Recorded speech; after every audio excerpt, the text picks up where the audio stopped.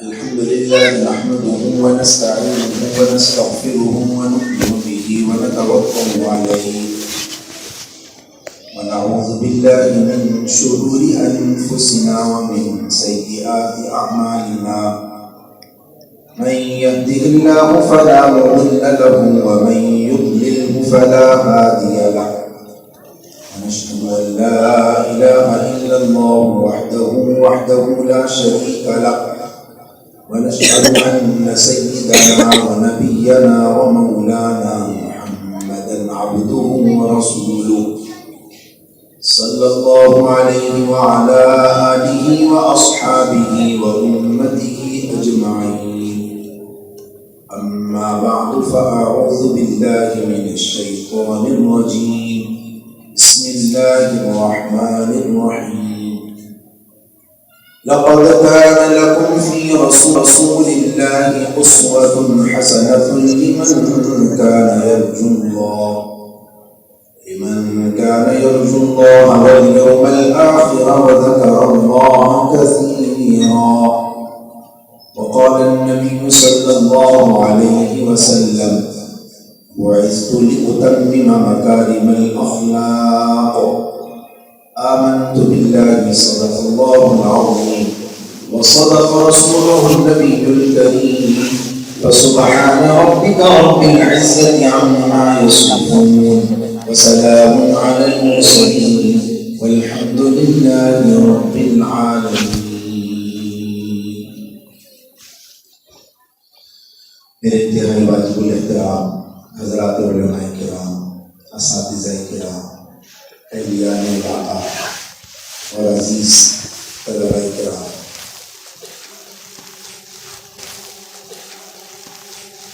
جامع مسجد مدینہ میں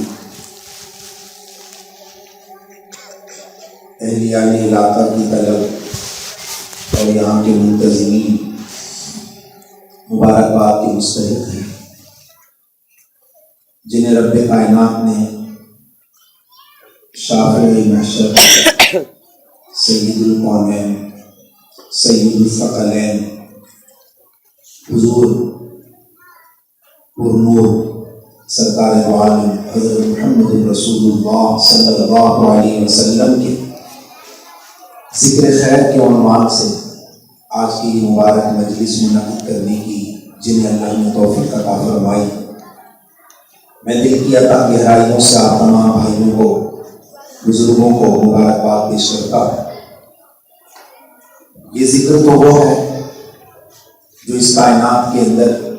سب سے افضل الخلائق ہستی کا ہے۔ یہ ذکر تو حضور نبی کریم سرکار دو عالم صلی اللہ علیہ وسلم کی اس مبارک ذات کا ہے جنہیں اللہ تبارک و تعالی نے دنیا میں بھی اپنی امت کے لیے رونے والا بنایا اور آخرت میں بھی اپنی امت کے لیے شفیع بنایا۔ آپ صلی اللہ علیہ وسلم شفیع المذنبین ہیں، گنہگاروں کے لیے سفارش کرنے والے۔ میدان محشر میں جب ساری امتیں اپنے اپنے دور کے نبی سے سفارش کی درخواست کریں گے اور ہر نبی اس ہولناک منظر میں اللہ تبارک و تعالیٰ کے حضور سفارش کے لیے پیش ہونے سے گھبرا رہے ہوں گے، ان لمحات میں حضور نبی کریم سرکار کی اس پوری عالم انسانیت کے لیے شافع محشر ہوں گے اور آپ علیہ السلام کی سفارش قبول بھی کی جائے۔ تو یہ بہت بڑی رب کریم کی کرم نوازی ہے کہ ہم اس پیارے نبی صلی اللہ علیہ وسلم کے امتی ہیں، جس نبی اکرم سرکار دو عالم صلی اللہ علیہ وسلم کی امت کا ایک فرد بننے کی خواہش حضرات انبیاء کرام علیہ السلام بھی فرماتے ہیں۔ حضرت موسیٰ علیہ السلام کی یہ خواہش رہی کہ اللہ مجھے حضور علیہ السلام کی امت میں پیدا فرماتے، اور پھر حضور علیہ السلام نے ان کے لیے بھی یہی بات ارشاد فرمائی کہ موسیٰ میرا بھائی ہے، لیکن اگر وہ میری نبوت کے زمانے میں پیدا ہوتے، لو کان موسیٰ حیا لما وسعہ الا اتباعی، تو ان کی بھی گنجائش میں سوائے میری اتباع اور پیروی کرنے اتباعی، تو ان کی بھی گنجائش میں سوائے میری اتباع اور پیروی کرنے کی اور کوئی بات نہ ہوتی، وہ میرے امت کی بدتری رہتے۔ اور یہ شرف حضرات انبیاء کرام علیہ السلام مانگا کرتے تھے، اور ہم اور آپ خوش نصیب ہیں کہ ہمیں ماں کی گود میں دنیا میں پہلی آنکھ کھلتے ہی یہ شرف بھی مانگے عطا ہو گئی۔ کتنے بڑے کرم نوازی کی بات ہے۔ امتی حضور علیہ السلام کا وہ ہے جس نے حضور علیہ السلام سے دو بڑے گہرے تعلق رکھے ہیں، اور انہیں دو تعلقات کی بنیاد پر ہم اور آپ اس دنیا میں موجود ہیں، اور انہیں کو نبھاتے نبھاتے اپنی زندگی کو ختم کرنا ہے۔ پہلا تعلق بحیثیت امتی میرے اور آپ کا آقائے نامدار، تاجدار مدینہ، فخر دو عالم، سید الاولین والآخرین، حضور نبی کریم حضرت محمد رسول اللہ، شخصیت امتی میرے اور آپ کا آقائے نامدار، سرکار دو عالم حضرت محمد رسول اللہ صلی اللہ علیہ وسلم کے ساتھ اطاعت اور فرما برداری کا ہے۔ جب تک یہ دونوں زینے چڑھ کے ہم اللہ تبارک و تعالیٰ کے حضور اس دنیا سے نکل کر آخرت کی چوٹی سر نہیں کریں گے، یاد رکھیے کہ ایمان کامل نہیں ہے، نقصان کے ساتھ اوپر جائیں گے، اور اللہ تبارک و تعالیٰ کا سامنا بھی مشکل ہے، اور نبی آخر الزمان حضرت محمد الرسول اللہ صلی اللہ علیہ وسلم کا بھی سامنا بحیثیت امتی مشکل ہو جائے گا۔ یہی وہ دنیا کے دو اہم ترین بحیثیت مسلمان میرے اور آپ کے ذمے دو بڑے کام ہیں، کہ ہم محبت اور عقیدت کا وہ جام جو اللہ کے رسول علیہ السلام اپنے امتی سے چاہتے ہیں، وہ جام جو اللہ کے رسول علیہ السلام اپنے امتی سے چاہتے ہیں، وہ نہ بھر کے پینا ہے۔ حضور علیہ السلام نے اسی محبت اور عقیدت کے جام پلانے میں حضرات صحابہ کرام کو ہمارے لیے معیار بنایا، اور ان کی وہ والہانہ تربیت فرمائی، اور ان کو یہ جام پلاتے پلاتے یہ اس مقام تک لے آئے کہ لا یؤمن احدکم، یاد رکھنا تم میں سے کوئی ایمان کی کمال کی چوٹی کو پہنچ نہیں سکتا حتی اکون احب الیہ، جب تک کہ وہ اپنی نگاہ میں، اپنے قلب و جگر میں، اپنی سوچ و فکر میں، اپنے نظریات و خیالات میں، اپنی زندگی کے ہر کام میں، نشیب و فراغ میں، دکھ اور خوشی میں، غم گساری میں، ہمدردی اور شفقت میں، رات اور دن میں، ہر لمحے، ہر آن، ہر گھڑی، جب تک کہ وہ اپنی نگاہوں میں، اپنے نظریات میں مجھے سب سے زیادہ محبوب نہ بنا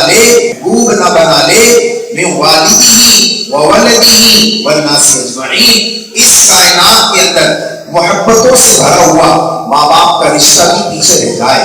اس کائنات میں ہمدردیوں اور پیار سے بھرا رشتہ بہن بھائیوں کا وہ بھی پیچھے رہ جائے، اور اس کائنات میں تمہاری اغراض، تمہارے فائدے، تم پر احسان، تم سے محبت کرنے والی پوری کائنات کے انسان وہ سارے کے سارے محبت کے مقام میں نیچے رہ جائیں، اور میں تمہارے دل میں سب سے زیادہ محبوب جب تک نہ بن جاؤں، یاد رکھنا اس لمحے کے آنے تک تم کمال ایمان کی چوٹی کو پہنچ نہیں سکتے۔ ایک موقع پر ایک صحابی تشریف لائے، فرمایا یا رسول اللہ مجھے آپ سے اللہ کے لیے محبت ہے۔ اللہ کے رسول علیہ السلام نے فرمایا سوچ کے کہہ رہے ہو؟ فرمایا انی احبک فی اللہ، یا رسول اللہ اے اللہ کے رسول میں آپ سے اللہ کے لیے محبت کرتا ہوں۔ حضور علیہ السلام نے ان کی اس اظہار محبت کو پسند کیا، اور آپ نے چاہا کہ ایک مرتبہ اور اظہار کرو۔ فرمایا یا رسول اللہ انی احبک فی اللہ، میں اللہ کی خاطر آپ سے سب سے زیادہ محبت کرتا ہوں۔ نبی کریم علیہ السلام خوش ہوئے، اور آپ نے ان کے کندھے میں ہاتھ رکھ کے فرمایا تجھے بھی مبارک ہو، تو نے دنیا میں سب سے زیادہ محبوب مجھے اپنا بنا لیا۔ البرق مع من احب، میں بھی قیامت میں تجھے اپنے محبوب میں شامل کروں گا، میں بھی تجھے اپنے محبوب بندوں میں شامل کر لوں گا، اور قیامت کے دن میرے دائیں بائیں میرے محبوب پروانوں کا جھرمٹ ہوگا، اور میں اس کے درمیان چمکتا چودھری کا چاند ہوں گا، ستارے تم بنو گے، چمکتا چودھری کا چاند میں بنوں گا۔ یہ اللہ کے رسول علیہ السلام کی محبت کا وہ جام تھا جو حضرات صحابہ کرام کو اللہ کے نبی علیہ السلام پلایا کرتے ہیں۔ حضور علیہ السلام کا طریقہ یہی تھا. حضرت سفیان ثوری رحمۃ اللہ علیہ ابو الفضل البشر رحمۃ اللہ علیہ کے گھر گئے اور ان کے بارے میں پتہ چلا کہ وہ بیچارے فقر کی زندگی گزار رہے. تو ان کے دل میں ایک خیال آیا دونوں دوستوں کے کہ چلو ابو الفضل اللہ والے ہیں اور ان کے گھر میں کچھ کھانے پینے کا انتظام لے کے چلیں. جب ان کے گھر پہنچے تو اندر سے آواز آ رہی تھی کہ بیٹیاں بھوک سے دل دلا رہی ہیں اور باپ سے تلخ کلامی کر رہی ہیں. باپ بڑے اللہ والا اللہ کا ولی ہے اور نیک اور متقی ہے، لیکن بیٹیاں بھوک کی دل دلاہٹ کی وجہ سے اپنے باپ سے تلخ کلامی کر رہی ہیں کہ ابو گھر میں کچھ کھانے کو ہی نہیں. لیکن ابو الفضل بشر رحمۃ اللہ علیہ اپنی بیٹیوں کو سکھا رہے ہیں، سمجھا رہے ہیں کہ بیٹا دیکھو اللہ نے تمہیں سانسیں دی، اللہ نے تمہیں جیتا ہوا بدن دیا، تمہیں اللہ نے دانت دیے، تمہیں اللہ نے بھوکا پیٹ دیا ہے، تو ضرور رازق مالک اور خالق رب جب یہ ساری ضرورتیں تمہارے میرے جسم سے لگا چکا ہے تو اس کائنات میں رزق کا انتظام بھی اس نے اپنے ذمہ لیا ہے. تمہارے رزق ساری ضرورتیں تمہارے میرے جسم سے لگا چکا ہے تو اس کائنات میں رزق کا انتظام بھی اس نے اپنے ذمہ لیا ہے. تمہارے رزق کا انتظام وہ ضرور کرے گا لیکن تھوڑا صبر کرو. کچھ لمحوں کے بعد دروازہ کھٹکھٹایا اور دونوں اللہ والے بزرگ حضرت سفیان ثوری رحمۃ اللہ علیہ اور حضرت محمد بن واسع رحمۃ اللہ علیہ چند صوفی روٹیوں کے ٹکڑے لیے ہوئے ان کے دروازے پہ کھڑے ہیں اور دروازہ کھلا. فرمایا کہ کیوں پریشانی ہے گھر میں؟ فرمایا کہ بیٹیاں بھوک سے پریشان ہیں، اس لیے تھوڑا تلخ کلامی ہو رہی ہے، میں انہیں سمجھانے کی بہت کوشش تو کر رہا ہوں. لہٰذا ان دونوں بزرگوں نے انہیں وہ سوکھی روٹیاں دی. فرمایا ہمارے پاس اس وقت یہی تھا، ہم نے آپ کو پہنچا دیا. تھوڑے دیر کے بعد جب وہ گھر لائے اور بیٹیوں سے کہا لو بیٹا اللہ نے تمہارے آج کا انتظام کر دیا. بیٹیوں کو وہ سوکھی روٹیاں دی. بیٹیاں بھی اللہ والے کی بیٹیاں تھیں، صبر شکر کے ساتھ ان کو کھانا شروع ہی کیا تھا. ایک مرتبہ اور دروازے کی دستک بجی، ایک اور اللہ والا وہ گندم کی بنی روٹیاں اور وہ سالن لے کر آئے. جیسے ہی ابو الفضل بشر رحمۃ اللہ علیہ وہ دروازہ کھولتے اور انہوں نے دیکھا کہ یہ سالن اور روٹی لے کے آئے ہیں تو فرمایا کہ آج کا انتظام اللہ نے کر دیا ہے، آج کا انتظام اللہ نے کر دیا ہے، لہذا یہ کسی اور ضرورت مند کو دے آؤ. فرمایا چلو آج کا اللہ نے تمہارے گھر والوں بچوں کے لیے انتظام کر دیا، یہ کل کام آ جائے گا. حضرت ابو الفضل بشر رحمۃ اللہ علیہ محبت نبوی کا وہ جام پیے ہوئے تھے جس جام کو پینے والے بھوک میں لذت اٹھایا کرتے تھے. محبت نبوی کی چاشنی ان کے قلب و جگر پہ ہوا کرتی تھی. فرمانے لگے کہ تم مجھے میرے نبی کے راستے کے حق سے ہٹانے کی دعوت دیتے ہو، میں ہرگز یہ کل کا انتظام نہیں کروں گا. فرمایا کوئی بات نہیں، تمہارے گھر میں غربت کے حالات لے لو. فرمایا نہیں، میں نے نبی کریم سرکار دو عالم صلی اللہ علیہ وسلم کی یہ سنت پڑھ صلی اللہ علیہ وسلم اپنے رب سے فرمایا کرتے تھے اے میرے رب آپ نے میرے سیدھے ہاتھ میں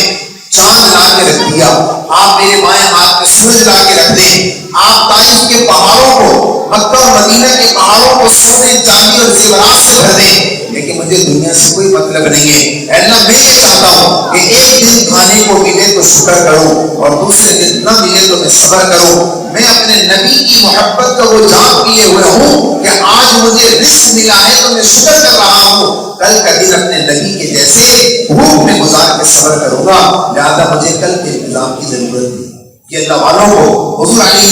السلام کے قدم پر قدم شانہ بشانہ اور ایک ایک ادا ایک ایک سنت پہ بڑھ بیٹھنے کا شوق ان کی زندگیوں میں ایسے موجود تھا. تو محبت اور عقیدت کا وہ جام جو نبی کریم علیہ السلام نے ہمیں پلایا صحابہ کرام کے تو ہے، اس محبت اور عقیدت صحابہ کرام کے تو ہے، اس محبت اور عقیدت کے منظرنامے میں ہمارے دلوں میں غیر نبی کی کوئی جگہ نہ ہو. حضور علیہ السلام سے زیادہ مخلوق میں اور کسی سے محبت نہ ہو. خالق کی محبت سب سے پہلے ہے، مخلوق میں سب سے زیادہ محبت آقا نامدار سرکار دو عالم صلی اللہ علیہ وسلم ہے. تو زندگی میں اس ذکر کو اتنا جاری کر دیجئے کہ یہ کسی دن کسی مہینے اور کسی تاریخ کا ہی صرف حصہ بن کے نہ رہ جائے، بلکہ یہ زندگی کے ایک ایک عمل میں اور زندگی کے ایک ایک عمل میں ہمارے نظر میں آتا ہے.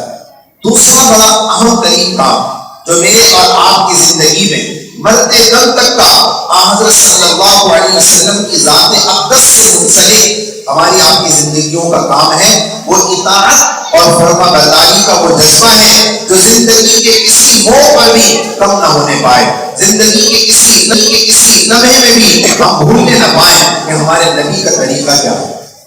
ایک صحابی تشریف لائے، فرمایا یا رسول اللہ میں آپ سے سچی محبت کرتا ہوں۔ آپ نے فرمایا جو کہہ رہے ہو وہ سوچ کے بھی کہہ رہے ہو؟ فرمایا یا رسول اللہ سوچ کے کہہ رہا ہوں کہ مجھے آپ سے سچی محبت ہے۔ پھر آپ علیہ السلام نے فرمایا ایک مرتبہ اور سوچ کے کہو۔ فرمایا یا رسول اللہ میں اللہ کی خاطر سب سے زیادہ آپ سے سچی محبت کرتا ہوں۔ حضرت صلی اللہ علیہ وسلم نے فرمایا اگر تم چاہتے ہو کہ میری محبت کی رتبہ ہے تو کل روز قیامت میں میری شفاعت، میرے قرب اور میرے دائیں بائیں مجھے نظر آؤ تو اعین علیہ بکثرت السجود، تو پھر میری اطاعت، میری آنکھوں میں ٹھنڈک اور میری زندگی کا سرمایہ، میری نبوت کا پیغام، میرے دین کا سب سے پہلا وہ عمل جس کا حساب تمہیں مرنے کے بعد قیامت کے دن قبر کے اندر آنکھ کھلتے ہی دینا ہے۔ ان اول ما يحاسب به العبد يوم القيامة الصلاة، پہلی وہ چیز جس کا بندے کی دنیا کی آنکھ بند ہونے کے بعد آخرت کی آنکھ کھلتے ہی سوال ہونے جا رہا ہے وہ نماز کی پابندی ہے۔ تو اگر تم اس سے اپنی محبت کا دم بھر کے کل قیامت کے دن میرے دائیں بائیں نظر آنا چاہتے ہو تو پھر تمہیں چاہیے کہ پھر تم میری مدد کرو سجدوں کی کثرت کرتے ہوئے، میری اطاعت، میری فرما برداری، میری زندگی کا وہ سرمایہ جو میں نبوت اور رسالت کے ذریعے تم تک پہنچا کے جا رہا ہوں اس منبع ہدایت، اس سرچشمہ دین کی تم حفاظت کرنا۔ نبی کریم علیہ السلام نے فرمایا من جمع القرآن فی صدر، میری امت کے جس شخص کو قرآن کریم اپنے سینے میں محفوظ کر کے اس کو زندگی کی ایک ایک ادا میں بسانے کی جس سے اللہ تعالیٰ توفیق عطا فرما دے، سمجھ لے کہ اس نے علوم وحی کو اپنے سینے کی موجود دو پسیوں کے درمیان جمع کر لیا، سینے میں جمع کر لیا، اور جس کے سینے میں وحی کا علم آ گیا تو نبی کریم علیہ السلام فرماتے پھر میری امت کے ایسے مسلمان کا عمل کیا ہے کہ وہ جھگڑنے والوں کے ساتھ جھگڑ نہیں کیا کرتا، وہ غصہ کرنے والوں کے ساتھ غصہ نہیں کیا کرتا۔ ان لیس الشدید بسرعہ، غصے میں کسی کو پلٹ کے زمین پہ پٹخ مارنا اس کو بہادری نہیں کہتے۔ انما الشدید، بلکہ بہادر تو وہ ہے الذی یملک نفسہ عند الغضب، جس نے غصے کی حالت میں اپنے نفس کو کنٹرول رکھا، کسی کی عزت کو تار نہ کیا، کسی کی توہین نہ کی اور اپنے دینی شعائر کی توہین نہ کی۔ ایسا مسلمان اصل بہادر۔ نبی کریم علیہ السلام فرمائے میری امت کا وہ حامل قرآن، حامل دین، جس کو میرے دین کی اطاعت کا صدقہ شوق حاصل ہو گیا، جس نے میری اطاعت، میری زندگی کو اپنا اسوہ بنا لیا، اس کا کام ہی نہیں ہے زبان کا گندا بول بولنا، غلط سوچنا، آنکھوں سے غلط دیکھنا، دل سے غلط خیال لانا اور اپنی زبان کا غلط استعمال کرنا، اپنے ہاتھوں کو ناجائز چیزوں کو پکڑنے کے لیے استعمال کرنا، ناجائز لوگوں کی طرف قدموں کا استعمال کرنا، یہ اس کی زندگی کا حصہ ہی نہیں۔ اللہ کے رسول علیہ السلام کبھی بھی بد زبانی نہیں کرتے، کبھی بھی اللہ کے رسول علیہ السلام غیبت نہیں کیا کرتے تھے۔ آپ علیہ السلام نے اپنی اطاعت اور اپنی زندگی کو جو اسوہ بنایا، اس اسوہ اختیار کرنے کی ذمہ داری یہ میری اور آپ کی دنیا کی سانس اور آنکھ بند ہونے تک جاری اور ساری رہے۔ اللہ کے رسول علیہ السلام ایک مرتبہ وضو فرما رہے ہیں، حضرات صحابہ کرام برکت کے حصول کی خاطر اپنے ہاتھوں کی ہتھیلیاں پھیلا کے بیٹھ گئے اور ایک بھی وضو کا پانی، ایک بھی وضو کے پانی کا قطرہ زمین پر گرنے نہیں دے رہے تھے۔ حضرت صلی اللہ علیہ وسلم مسکرائے اور آپ نے فرمایا اے میرے دوستوں کیا کر رہے ہو؟ حضرات صحابہ کرام نے عرض کیا یا رسول اللہ آپ کی جسم اطہر سے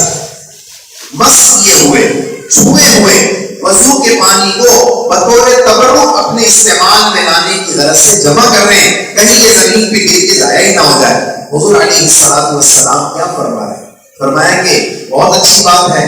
تم نے مجھ سے اپنی محبت اور اپنی عقیدت کے اظہار کے لیے یہ عمل تو ضرور کیا، لیکن کیا میں اس سے بھی زیادہ اپنی اطاعت، اپنی محبت اور اس سے بھی زیادہ قیمتی چیزیں میں تمہیں نہ بتا دوں؟ حضرات صحابہ کرام کو چاند کو تو پیاس ہوا کرتی تھی، پیاسے صحابہ کرام تھے. فرمایا رسول اللہ عرض کر دیجئے. تو اللہ کے رسول علیہ السلام نے فرمایا اس سے کہیں زیادہ اہم تمہارے لیے میری بات کو ماننا ہے. نمبر 1، جب تم کبھی کسی سے وعدہ کرنا تو اس کی وعدہ خلافی نہ کرنا. کبھی تم کہیں بات کرنا تو جھوٹ کا سہارا نہ لینا. اور جب کبھی تمہارے پاس کوئی امانت رکھوائے تو اس میں خیانت نہ کرنا. اور جب کبھی تمہاری کسی سے لڑائی ہو جائے تو یہ کہہ کے خاموش ہو جانا کہ اللہ نے مجھے مجھ سے جھگڑنے سے منع کیا ہے. یہ وہ سرمایہ دین ہے جسے تم نے اپنی زندگی میں حفاظت کے ساتھ سمیٹ لیا تو میرے اعضاء سے گرتے ہوئے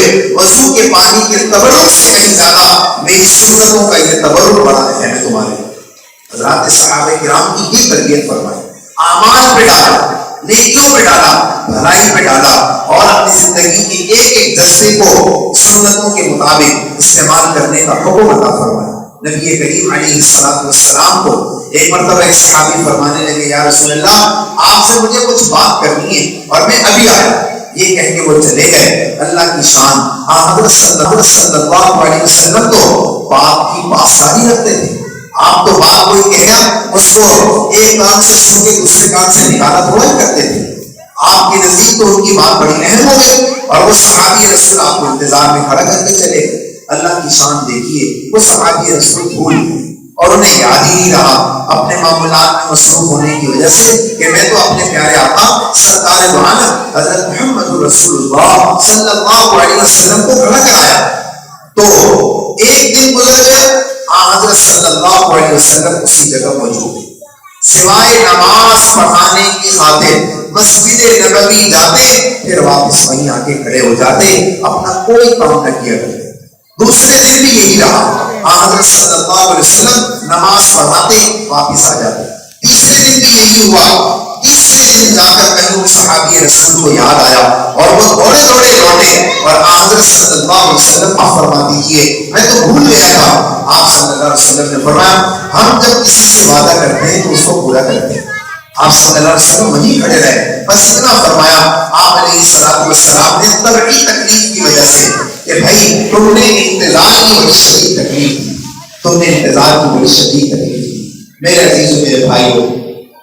حضور علیہ السلام کو اپنی زندگی کا ایک ایک رنگ وہ اللہ تعالیٰ کے دین کا وہ رنگ چھوڑ کے گئے تھے جس رنگ میں رنگ جانا ہی ہماری زندگی کا اصل مقصد تھا. لیکن میرے عزیزوں میرے بھائیوں، ہم ان دونوں پہلوؤں سے بہت ساری غلطیوں اور کوتاہیوں کا شکار ہوتے ہوئے نظر آ رہے ہیں. ایسے مواقع جہاں یہ ذکر ہوا کرے اپنی زندگیوں میں ایک نیا عزم اور نیا ارادہ لینے کی ضرورت ہے. آج ہم سب مل کر اس ذکر خیر البشر سرکار دو عالم سید الرسول الانبیاء حضرت محمد رسول اللہ صلی اللہ علیہ وسلم کی زندگی کے خوبصورت اور تابناک مختصر پہلوؤں میں اپنی نگاہ دوڑا کے آج اپنے گریبانوں میں جھانکیں کہ ہماری زندگیوں میں آنکھیں وہ دیکھتی ہیں جو دیکھنا ہمارے اللہ اور ہمارے نبی کو پسند ہے. ہمارا دل وہ سوچتا ہے جو ہمارے اللہ اور ہمارے نبی کو سوچنا پسند ہے. اور ہماری زبان وہ الفاظ ادا کرتی ہے جو ہمارے اللہ اور ہمارے نبی کو پسند ہے. ہمارا ایک ایک ادا وہ ایسی ہے جو ہمارے اللہ اور ہمارے نبی کو پسند ہے. آج سے ہم سب نے اپنے دل کے اندر ایک نیا عزم اور نئی امت کو پیدا کرنا اور نئے عزم و ارادے کے ساتھ نئی زندگی کے سفر کا آغاز لینا ہے. اور اس نئی زندگی کے سفر کے آغاز میں ہم اور آپ بڑھتے چلے گئے، آگے چلتے چلے گئے تو یاد رکھیے سنتوں کے اتباع سے بھری ہوئی زندگی میں اللہ کے رسول علیہ السلام کو روشن خود نظر آتے ہیں. آپ صلی اللہ علیہ وسلم کو نام اور روشن خود نظر آتے ہیں. آپ صلی اللہ علیہ وسلم کو بلانا نہیں پڑتا مجلسوں میں، آپ صلی اللہ علیہ وسلم کی محبت کا درد بتانا نہیں پڑتا، بلکہ چلتا پھرتا ایک امتی اپنے پیارے نبی کا وہ نمائندہ ہے، اپنے پیارے نبی کی سنتوں کا وہ عکس ہے جسے دیکھتے ہی دنیا کا کافر بھی وہ موم کی طرف جو ہے نرم ہو جائے اور وہ یہ کہہ جائے کہ دیکھو یہ محمدی غلام جن کی زندگیاں اپنے نبی کی زندگیوں سے اتنا مشابہ ہیں اور کتنی ملی ہوئی ہیں، اللہ کے رسول علیہ السلام ایسے ہی امتیوں سے کل قیامت کے روز ملنا بھی پسند فرمائیں۔ حدیث شریف میں آتا ہے، آخری روایت بیان کر کے اپنی بات کو مکمل کروں، نبی کریم علیہ السلام نے ارشاد فرمایا کہ روز قیامت میں اپنی امتیوں کا بڑی بے چینی کے ساتھ انتظار کر رہا ہوں گا، اور فرشتے میری امت کے بڑھتے لوگوں کو ایک ایک کر کے میرے پاس بھیج رہے ہوں گے، اور میں حوض کوثر تک وہ میری طرف بڑھنا چاہیں گے، میں بھی اپنی باہوں کو کھولوں گا، لیکن میرے اور ان کے درمیان فرشتے حائل ہو جائیں اور کہیں گے یا رسول اللہ انہیں آپ کے قریب ہونے کی اجازت ہے۔ تو حضرت صلی اللہ علیہ وسلم رونے لگے اور آپ نے فرمایا کہ فرشتوں سے یہ پوچھوں گا کہ اے فرشتوں کیا وجہ ہے کہ میرے ان امتیوں کو میرے قریب نہیں آنے دیا جا رہا؟ تو فرشتے کہیں گے یا رسول اللہ کہ وَيْلٌ لِمَنْ بَدَّلَ دِينَكَ من بعدها، یا رسول اللہ ہلاکت ہو ایسے امتیوں کے لیے جنہوں نے آپ کے دنیا سے چلے جانے کے بعد آپ کے دین کا حلیہ ہی بگاڑ کے رکھ دیا تھا، آپ کے دین کی اطاعت کو ہی چھوڑ کے رکھ دیا تھا، آپ کی باتوں کو سننا چھوڑ دیا تھا، آپ کی سنتوں کی اتباع کرنے کو چھوڑ دیا تھا۔ یہ اللہ کے رسول علیہ السلام باہیں کھول کے انتظار کریں، اور وہ امتی جس نے اپنی زندگی کو غفلت میں گزار دیا اور عبث و بیکار گزار دیا، انتظار کریں، اور وہ امتی جس نے اپنی زندگی کو غفلت میں گزار دیا اور عبث و بیکار گزار دیا، اس نے زندگی میں کبھی سوچا ہی نہیں کہ مجھے اللہ کے رسول علیہ السلام نے بیویوں کے کیا حقوق بتائے، ماں باپ کی اطاعت کے کیا حقوق بتائے، رشتہ داروں پڑوسیوں کے کیا حقوق بتائے، میرے کمانے کھانے میں اللہ کے رسول علیہ السلام کی کیا ہدایات ہیں۔ میرے عزیزوں میرے بھائیوں، ایسی غفلت میں گزری زندگی کل اللہ کے رسول علیہ السلام کا سامنا کرنے میں حائل بن سکتی ہے۔